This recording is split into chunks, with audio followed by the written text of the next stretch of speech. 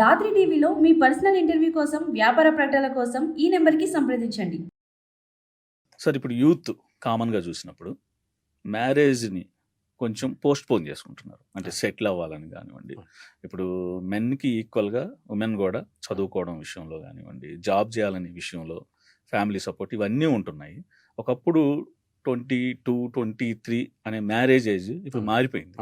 అసలు కొన్ని మ్యారేజ్లో ఫోటోలు చూస్తుంటే వాళ్ళు అసలు వీళ్ళు ఏమన్నా అంటే 10 years అయిపోయి అలాగే ఏమన్నా చేసుకుంటున్నారా, యానివర్సరీ చేసుకుంటున్నారా అనేలాగా మారిపోతున్నారు. సో అలా చేసుకుంటే జరిగే డ్యామేజ్ ఏంటి? మెయిన్ ఈ సెక్సువల్ లైఫ్ కానివ్వండి అండ్ ఈ ఇన్ఫర్టిలిటీకి సంబంధించి ఎలాంటి ప్రాబ్లమ్స్ ఫేస్ చేస్తారు? ఎవరో ఎందుకండి, డాక్టర్స్ ఏ డాక్టర్ అన్నా ఏ డాక్టర్ అన్నా 30 years ముందు పెళ్లి చేసుకుంటున్నారు. అంటే ఎంబీబీఎస్ అయిపోవాలి, పీజీ అయిపోవాలి, ప్రాక్టీస్ స్టార్ట్ చేయాలి, అప్పుడే పెళ్లి చేసుకుంటున్నారు. సో మనకు జనరల్ మ్యారేజ్ ఏజ్ అనేది చాలా డిలే అయిపోయింది. మీరు అన్నట్టు ఫైనాన్షియల్ సెటిల్మెంట్ వస్తే కానీ నేను పెళ్లి చేసుకోను అనుకునే వాళ్ళు చాలా మంది ఉన్నారు. అండ్ అలా అయిపోతుంటే కొంతమంది 30, 32, 33, ఈ మధ్య 35లో కూడా మ్యారేజ్ చేసుకునే వాళ్ళని చూస్తున్నాం. ఇంతకుముందు ఏంటంటే సోషల్ రెస్పాన్సిబిలిటీ ఉండేవి. సార్ చెల్లెళ్ళు ఉన్నారు, వాళ్ళకి పెళ్ళిళ్ళు చేసుకున్నాను, వాళ్ళకి లేట్ అయింది అనేది. ఇప్పుడు అట్లాంటి సోషల్ రెస్పాన్సిబిలిటీస్ తక్కువ అయిపోయాయి, కానీ కెరీర్ రెస్పాన్సిబిలిటీస్, నేను ప్రమోషన్ వచ్చిన తర్వాత నేను పెళ్లి చేసుకుంటాను అనే వాళ్ళు కూడా చాలా మంది ఉన్నారు. ఇప్పుడు మేజర్ ఇష్యూ ఎక్కడ వస్తుందంటే ఫర్టిలిటీ. ఇప్పుడు ఎందుకు ఇంత ఫర్టిలిటీ సెంటర్స్ చుట్టూ మీరు ఏ ఫర్టిలిటీ సెంటర్ పోయినా, ఏ ఐవీఎఫ్ సెంటర్ పోయినా కంప్లీట్లీ క్రౌడెడ్.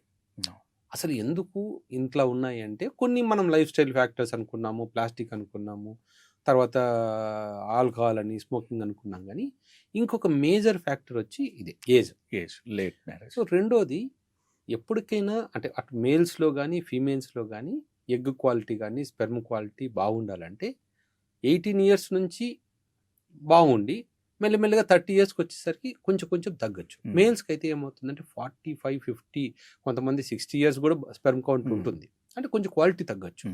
కానీ ఫీమేల్ సైజ్కి వచ్చేసరికి 30 yearsకి వచ్చేసరికి ఎగ్స్ అన్ని చాలా వరకు అయిపోతుంది. 35 తర్వాత న్యాచురల్ ప్రెగ్నెన్సీ వచ్చేవాళ్ళు చాలా తక్కువ. ఇప్పుడు ఆల్రెడీ ఫస్ట్ ప్రెగ్నెన్సీ ఉండి సెకండ్ థర్డ్ వచ్చే వాళ్ళు 35+ కూడా రావచ్చు, అది ప్రాబ్లం కాదు. కానీ మా దగ్గరికి వచ్చేసరికి 35+ ఏజ్ గ్రూప్లో వచ్చి, అంటే ఫీమేల్స్, సార్ ఇప్పుడు న్యాచురల్ ప్రెగ్నెన్సీ ట్రై చేద్దాం అనుకుంటున్నాము అన్నప్పుడు మాకు ప్రాబ్లం అవుతుంది. ఎందుకంటే ఆ ఏజ్లో ఆల్రెడీ ఎగ్స్ తగ్గిపోయి ఉంటాయి. సో రెండో ఇష్యూ ఏంటంటే, ఇలాంటి వాళ్ళకు ఎప్పుడైనా మేము ఇచ్చే సజెషన్ ఒకటి, ఇప్పుడు ఆల్రెడీ లేట్ మ్యారేజ్ అవుతుంది. లేట్ మ్యారేజ్ అయినప్పుడు మళ్ళీ మేము మ్యారేజ్ అయిన తర్వాత పిల్లలు ఇప్పుడే ప్లాన్ చేయము, ఇంకో 2-3 సంవత్సరాల తర్వాత ప్లాన్ చేస్తాము. ఈరోజు కూడా ఒక పేషెంట్ చూసి ఆల్రెడీ ఇద్దరికి 33, 34, సార్ మేము ఒక 5 years దాకా మేము ప్లాన్ చేయట్లేదు. సో వేరే ప్రాబ్లం గురించి వచ్చారు, కానీ అని అన్నాను 40 yearsలో పిల్లల్ని ఎట్లా కంటారు? ఇప్పుడు మీకు ఏవైనా ఉన్నాయో పిల్లలు కనడం కన్నా ఇంపార్టెంట్ థింగ్ ఏదో ఉండొచ్చు, కానీ ఇప్పుడు పిల్లలు ఈజీగా పుడతారేమో, కానీ ఇంకో 5 years తర్వాత మీకు ఫర్టిలిటీ సెంటర్కి పోతే కానీ పిల్లలు పుట్టరు. సో ఎప్పుడైనా సరే ఆ లేట్ అవుతే కనీసం అవేర్నెస్ మనం క్రియేట్ చేయాల్సింది ఏంటంటే, ఒకవేళ లేట్గా మ్యారేజ్ అయింది, కనీసం కౌంట్ బాగుందా, స్పెర్మ్ కౌంట్ బాగుందా, అమ్మాయి సైడ్ ఏదైనా ప్రాబ్లమ్స్ ఉన్నాయా, ఒకసారి ఎవాల్యుయేట్ చేయించుకొని అన్నీ బాగున్నాయి అనుకుంటే పిల్లల్ని కన్నా లేట్ అయినా పర్వాలేదు. కానీ ఆల్రెడీ లేట్ మ్యారేజ్ జరగాల్సిన డ్యామేజ్ అయిపోయి ఐవీఎఫ్ సెంటర్ల చుట్టూ తిరిగి మళ్ళీ ప్రాబ్లం ఎక్కడ వస్తుందంటే, దీంట్లో ప్రాక్టీస్లో కామన్ సినారియో, మా దగ్గరికి 30 years అప్పుడు మ్యారేజ్ అయ్యి వస్తారు, మీకు ఆల్రెడీ లేట్ అవుతుంది, తొందరగా ప్లాన్ చేసుకోండి అని చెప్తాము. తర్వాత లేదు సార్ మాకు న్యాచురల్గానే కావాలి, మాకు ఐవీఎఫ్ వద్దు, ఐయుఐ వద్దు. అలా చూస్తూ ఉండగా ఏమవుతుంది, మన ఈ స్పెర్మ్ కౌంట్ పెరిగే లోపల అమ్మాయికి 35 అవుతాయి. 35 అప్పుడు అమ్మాయికి ఆల్రెడీ వెళ్తే మీకు ఏఎంహెచ్లో ఉందమ్మా, మీకు ఇప్పుడు ఐవీఎఫ్ చేయాలంటారు.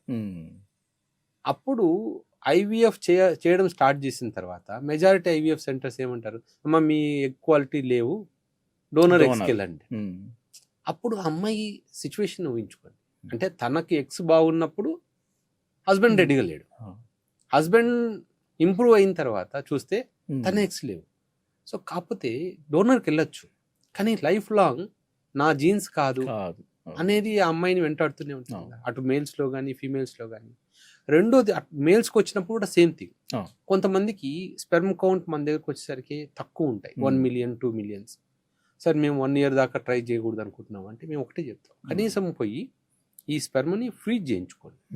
ఎక్కడో ఏ ఐవీఎఫ్ సెంటర్కి వెళ్ళినా కూడా ఫ్రీజ్ చేయించుకుంటే ఈ రోజు కాకపోయినా 10 years తర్వాతైనా మీరు వాడుకోవచ్చు, ఫ్రీజ్ చేయించుకోండి. అంటే లేదు సార్ మేము ఇప్పుడే ఆలోచించట్లేదు, న్యాచురల్గా ట్రై చేద్దాం అనుకుంటున్నాము, అది చేద్దాం ఇది చేద్దామని ఎప్పుడు వస్తారు మళ్ళీ స్పెర్మ్ కౌంట్ 0 అయిన తర్వాత వస్తారు.